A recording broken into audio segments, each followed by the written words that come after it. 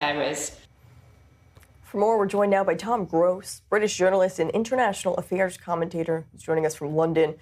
Tom, U.S. President Donald Trump had called on European states to take action and go get their own oil. So is this a response to his pressure, or is this a response to domestic pressure in their own countries?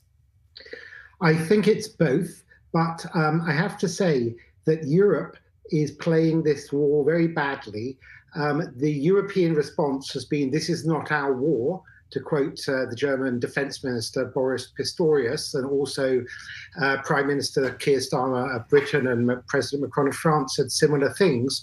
Well, it is Europe's war, whether they like it or not. And in fact, the German Chancellor, Friedrich Merz, acknowledged last June during the 12-day war, he said that the war then was the dirty work that Israel is doing on behalf of all of us. So Europe seems to think that they can just stay out of it. And because they don't like Donald Trump, which is, fair enough in the sense that Trump can be very difficult and bullying and disagreeable, but because of some personal animosity to Donald Trump and also possibly to the state of Israel, they think they can just avoid this war.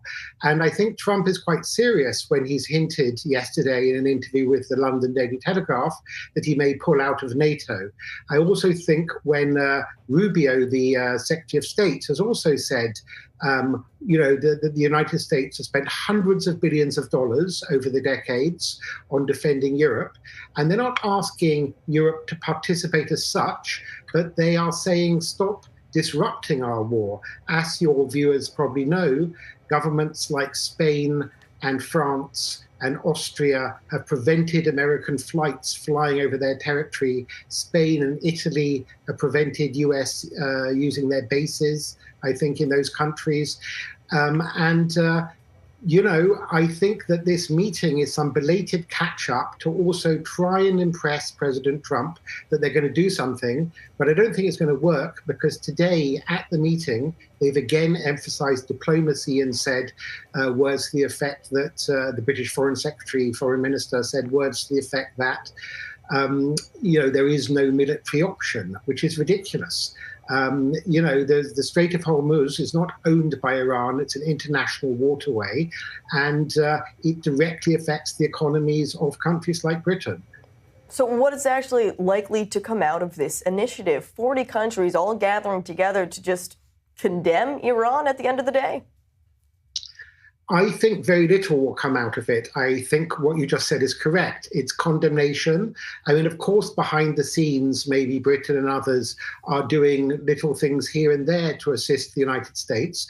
And as you alluded to at the beginning of this interview, there are domestic political pressures against any help for America in Britain and France. This war on Iran is very unpopular there. And that's not because I think it's not in British and French and other interests. It's because over the decades, how can I say, there's a kind of appeasement attitude, a bit similar to the 1930s.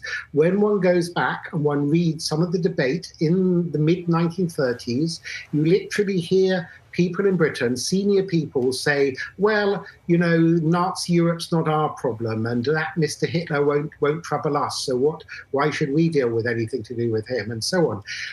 Iran is very much a global problem.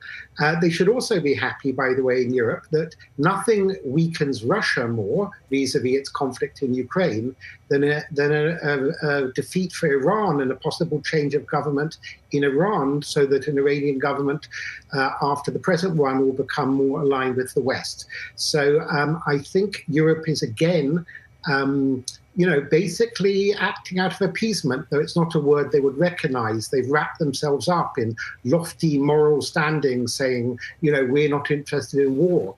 But I mean, as I think Trotsky said, war will be interested in them. Tom Gross, a very interesting perspective as always. Thanks for sharing that analysis. You're welcome, Nicole.